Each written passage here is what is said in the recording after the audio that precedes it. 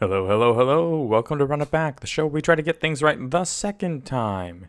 In today's episode, we're going to be going over a draft submitted to us by Vorbis on the AGL server. Happy to see this one. They say that this draft had some interesting choices and wasn't sure coming out of it whether it was going to be good or a disaster. So we will see how things go. As you can tell from the top record up here, we went 7-2 in this best of one premier draft. So obviously things turned out well, but it's always a good question as you leave your draft.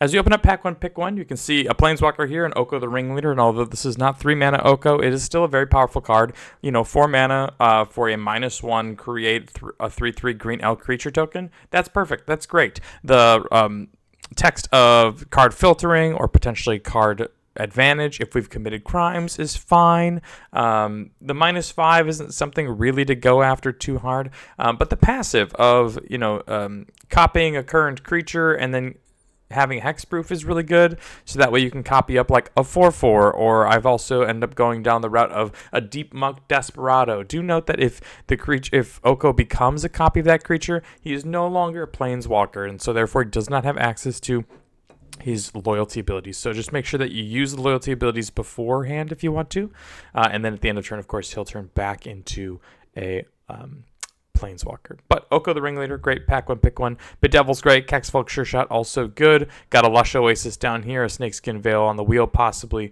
great with Oko, so that way you can turn him into a creature, has the hexproof, but then maybe has the +1/+1 to get out of some trouble.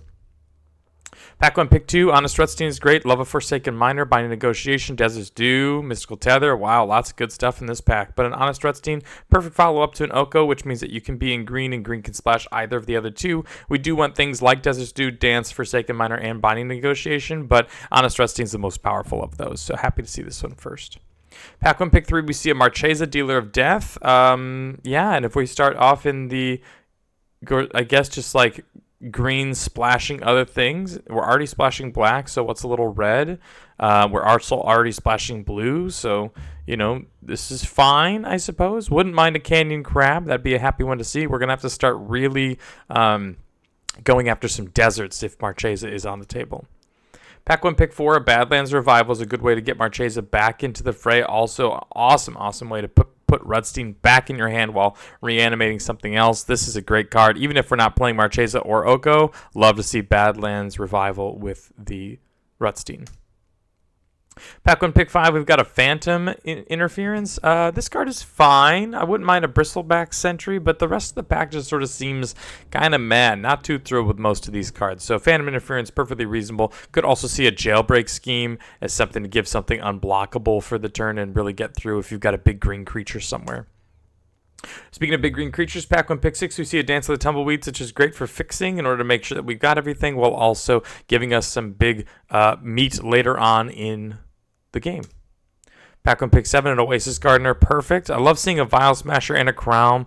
I don't know if those are really necessarily something that we're too heavy on. Vial Smasher plays really well with Marchesa. Obviously, both of those committing crimes works with Oko's +1.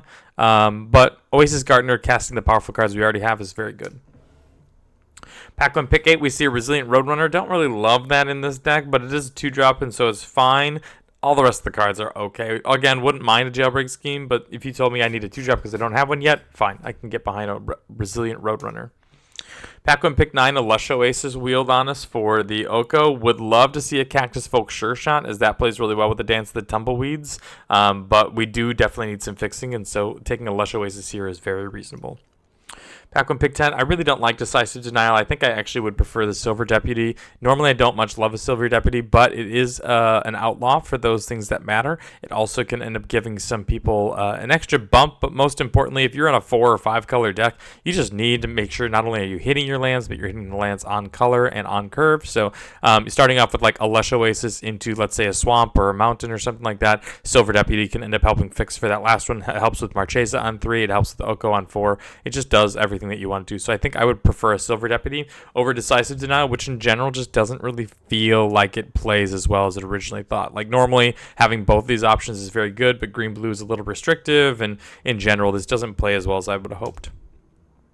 Pack 1, pick 11, Razzle Dazzler. I think it needs to be a little bit more aggressive strategy. I think I'd prefer a Slickshot Vault Buster, not necessarily because I want to play this card, but because it just plays well in the idea of sort of setting up, going big, Dance the Tumbleweeds, and Oko.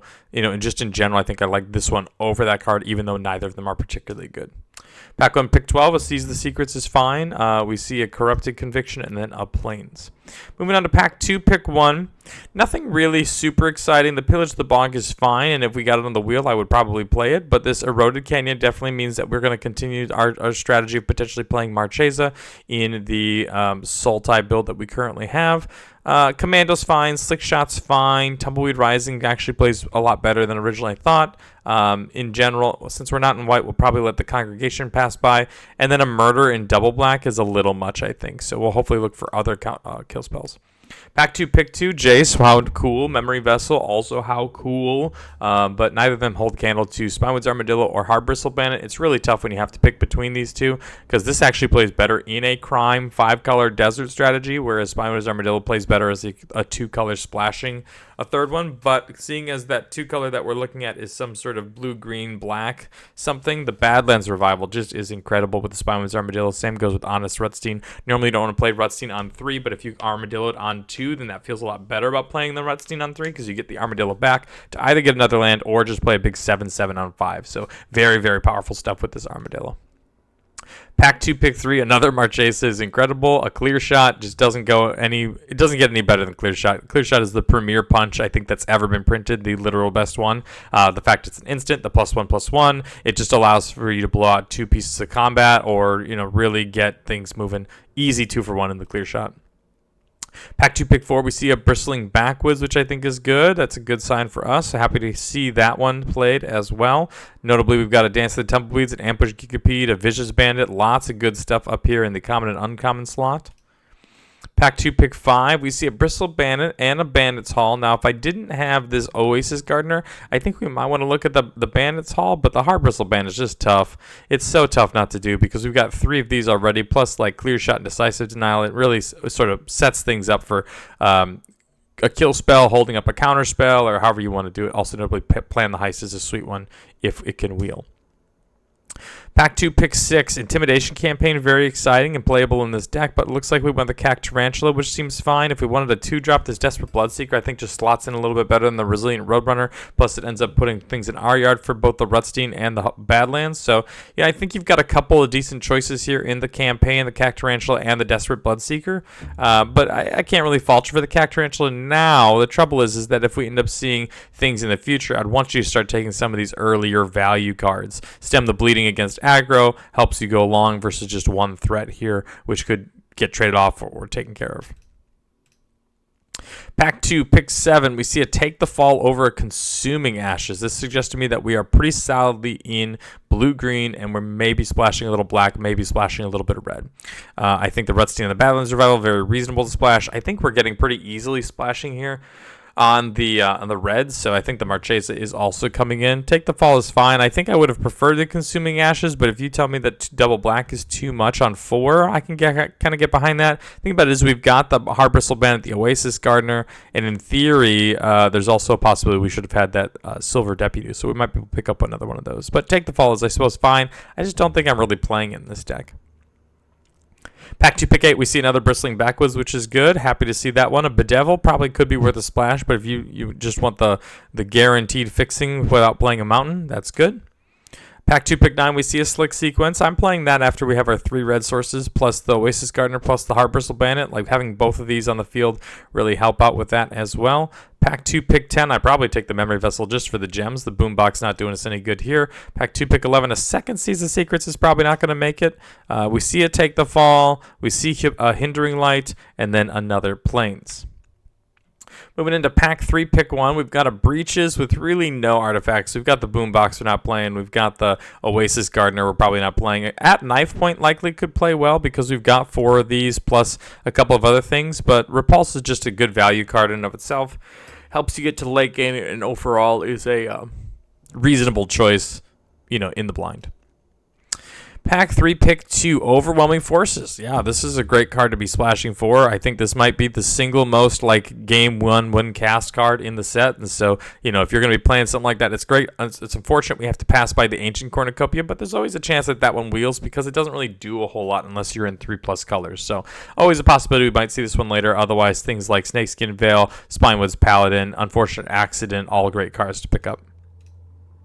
Pack 3, pick 3, a Canyon Crab over a Badlands Revival. Seems like Vorbis is looking at prioritizing that early game over the excess late game. Maybe if we didn't have the Overwhelming Forces, maybe the Badlands Revival gets there. Also don't really mind an Ankle Biter, but Canyon Crab, great card, helps filter through and make sure you hit your land drops. Pack 3, pick 4, we've got the Hard Bristle Bandit again. I think this is fine considering red is a splash. We're not playing white. There's no Abraded Bluffs here. Earth of Joe is probably not enough to splash right away, and just the rest of the cards, not really it. Pack 3, pick 5, we've got a Djinn of Footfalls. I don't really love this pick. Now, there's not a whole lot else that I would love. Not playing a second Oasis Gardener. I could see playing a Skewer the Critics. That's a pretty easily one because we can end up tapping down a different desert and then, for single mana taking care of something.